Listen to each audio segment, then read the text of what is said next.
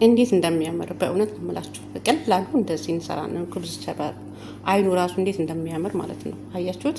እግዚአብሔርን እኔ ምን እንደምላችሁ አላውቅም። በጣም ነው የሚያምር። ለስላሴው ራሱ ይሄን ብዬ አልነግራችሁም። አቀጣጥኑ እንዴት እንደሆነ አይታችኋል። ሞክሩት ቤተሰቦች። ኩብዝ ቸባብ አብረን እንስራ ዛሬ።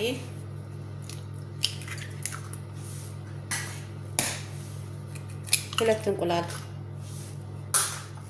እዚህ ጋር ስኳር ግማሽ ማለት ነው። ይህንን አንድ ላይ እንተሳረጋለን።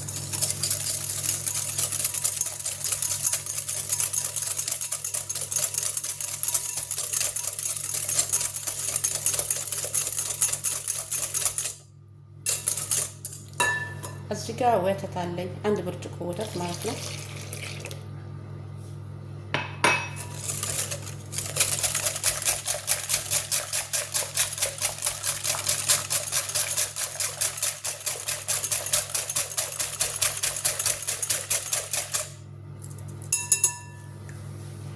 እዚህ ጋር ትንሽዬ ዘይት ጨምራለሁ፣ ኩብዝ ቸባብ ስንሰራ ማለት ነው።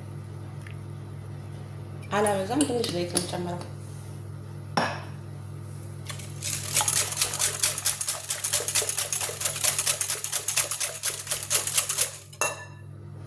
እዚህ ጋር ትንሽ ጨው፣ ትንሽዬ ጨው፣ ግማሽ ማንኪያ ማለት ነው ጨው።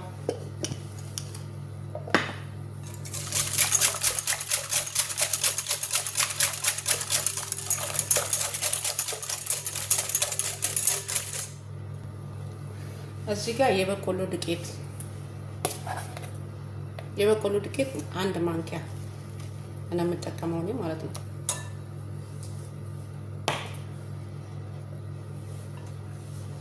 እዚህ ጋር ካስተር አልብያ የምንሰራው ማለት ነው። ካስተር አንድ ማንኪያ።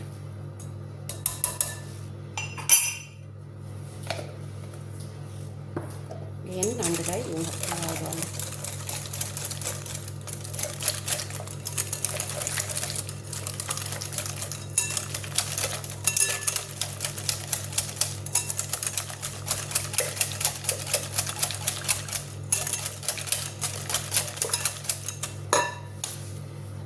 እዚህ ጋር ቤኪንግ ፓውደር አንድ ማንኪያ።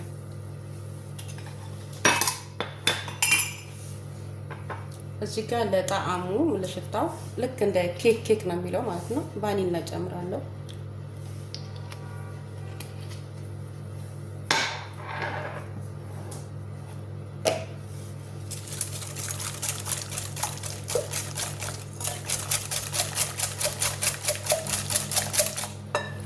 እዚህ ጋር ቀለም አለኝ የዛፈራን ማለት ነው። በቢጫው ነው ያለን።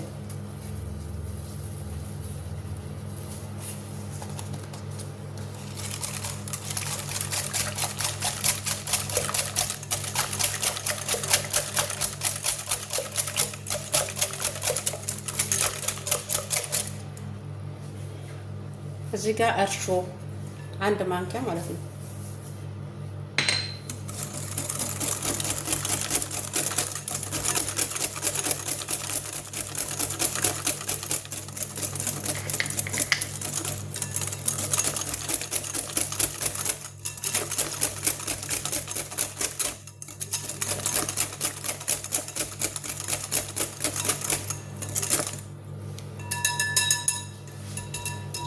እዚህ ጋር 2 ብርጭቆ ዱቄት ነው። እናንተ የሚበቃችሁን ያክል መጠቀም ትችላላችሁ።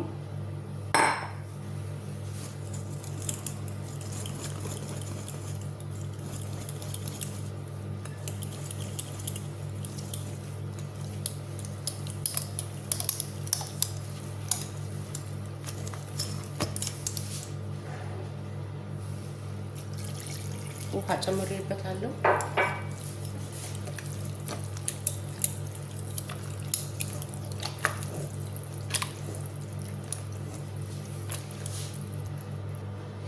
እንደዚህ በደንብ ከመፍታችሁት በኋላ ቀጠን ማለት አለበት ማለት ነው። ይታያችኋል። ይሄው እንደዚህ ምናልባት የሚወፍር ከሆነ በኋላ ልትጋግሩ ስትሉ ማለት ነው። አሁን ይሄ ቢያንስ 15 ደቂቃ ኩፍ ማለት አለበት። በደንብ ኩፍ ሲል አይኑ በጣም ልክ እንደ ኢትዮጵያ እንጀራ ነው የሚሆነው ማለት ነው። ከወፈረባችሁ ውሃ ትጨምራላችሁ።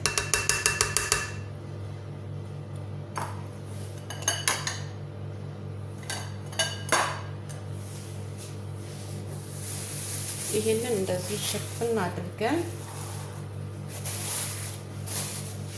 ለሁለት ሰዓት ያክል እናስቀምጠዋለን ማለት ነው። ተኩል ሳይሆን 15 ደቂቃ በቂው ነው። 15 ደቂቃ በቂው ነው። ይሄው ሊጣችን በዚህ መልኩ ኩፍ ብሎልናል ማለት ነው። አረፋ ስላለ እንደዚህ በደንብ መምታት፣ እንደዚህ ምቱት አረፋው እንዲጠፋ ማለት ነው። አረፋው ካልጠፋ አይኑ ቦግ ቦግ ይልብናል ማለት ነው። ከዛ እዚህ ጋር መጋገሪያ ያለ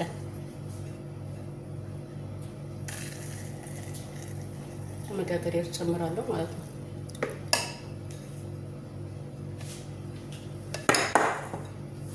ያ ምጣዴ እስከምትገለልኝ ድረስ እንጠብቃለን። ዛሬ እንቁላል እንዴት እንደምቀቅል ላሳያችሁ፣ ተመልከቱ ማለት ነው። እዚህ ጋር ዘይት ጠብ አደርጋለሁኝ። እንግዲህ በቀላሉ የምንሰራው ስራ ነው ማለት ነው። እንቁላል መቀቀል ማንም አይጠፋውም። ዘዴውን ልነግራችሁ ማለት ነው። እዚህ ጋር ጨው አለኝ። እዚህ ጋር የምፈልገውን ያክል እንቁላል አለኝ ማለት ነው።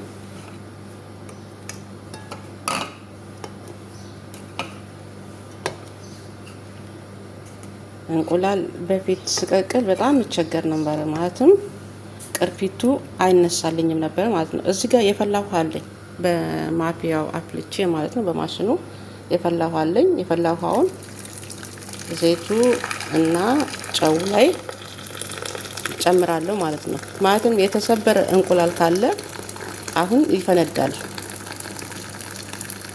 የተሰበረ እንቁላል ካለ ማየት ትችላላችሁ ማለት ነው። እዚህ ጋር አሁን እዚህ ጋር የኖርማል ነው። አንድ እንቁላል ተሰበረን፣ ቢሰበር ኖሮ ነጩ ይወጣ ነበረ ማለት ነው።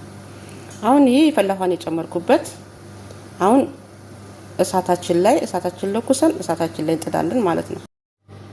ይሄው እንቁላላችን በስሎ ወጥቷል ማለት ነው። አሁን እዚህ ጋር ይሄ ጋለ ነው፣ በስሎ ወጥቻለሁ።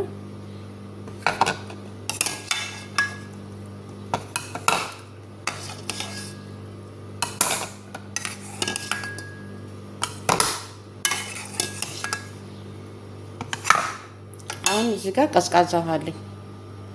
በቃ በረዶን ካላችሁ በረዶን መጨመር ትችላላችሁ። ቀዝቃዛ ውሃ እጨምርበታለሁ ማለት ነው። በጣም ቀዝቃዛ ውሃ፣ በቃ ቀዝቃዛ ውሃ ትጨምራላችሁ። ይሄንን ለ10 ደቂቃ ታስቀምጡትና ከዛ በኋላ አብረን እናያለን እንዴት እንደሚላጥ ማለት ነው። ይሄ አሁን ቀዝቅዞልናል ማለት ነው። እውነት ነው የምላችሁ እንዴት እንደሚላጥ አንድ ቅርፊቱ ላው ላይ አይቀርም። እግዚአብሔር እኔ በፊት በጣም ያስቸግረኝ ነበር። እንቁላል ቀቅዬ መላጡ ነው የሚያሳስበኝ። ማለትም ይፈረካከሳል፣ ይሰባበራል። ቅርፊቱ እንዳለ ከላው ላይ አይነሳልኝም ማለት ነው። ለካ ምርጥ ዘዴ አለ። ይታያችሁ እንዴት እንደሚነሳው ምንም ነገር በቃ በፍጹም። ለምን 100 እንቁላል ቀቅላችሁ አንድ ቅርፊቱ ላው ላይ ቀር። እግዚአብሔርን በጣም አሪፍ ስራ ነው። አሳይቻችኋለሁ ከመጀመሪያው ጀምሬ። መጀመሪያ ጨው እና ዘይት ጠብ ታደርጋላችሁ። ከዛ በኋላ ይታያችኋል አንድ ነገር ምንም አስቸግረም። እኔ በፊት ላይ አንዴ አልቀቀልሹም፣ በደንብ አልቀቀልሹም፣ በቃ ብዙ ነገር ነበር የሚሉ ሰዎቹ ማለት ነው። እንደዚሁ እንደናንተው ተቸግሬ ሰው ነው የነገረኝ። መጀመሪያ ላይ እኔ የምጠቀመው ጨው አድርጌ ዘይት አድርጌ ቀዝቃዛ ውሃ ነበር የምጨምረው፣ ግን ያ ለኔ ምንም ለውጥ አላሳየኝም። አሁን ለውጥ ያየሁት በምንድን ነው? ውሃ አፍልቼ የፈላውን ውሃ እንቁላሉ ላይ ጨምሬ ልክ በፊት እንደምቀቅለው እቀቅለዋለሁ። ከዛ ሰዓቱ ሲደርስ አወጣና የጋለውን ውሃ የቀቀልኩበትን ውሃ ደፋና ቀዝቃዛ በጣም ቀዝቃዛ ውሃ ጨምርበታለሁ። ከዛ ትንሽ ከ10 ደቂቃ በኋላ ከቆየልኝ በኋላ ስልጠው እንደዚህ ይሆናል ማለት ነው። በጣም በቃ በቀላሉ ነው የሚለጥላችሁ ማለት ነው። ይሄን ነገር ሞክሩት፣ በጣም ይጠቅማችኋል። እንቁላል በተወደደ እንቁላል በተለይ አገራችን ላይ ማለት ነው እየተሰባበረ ያስቸግረናል።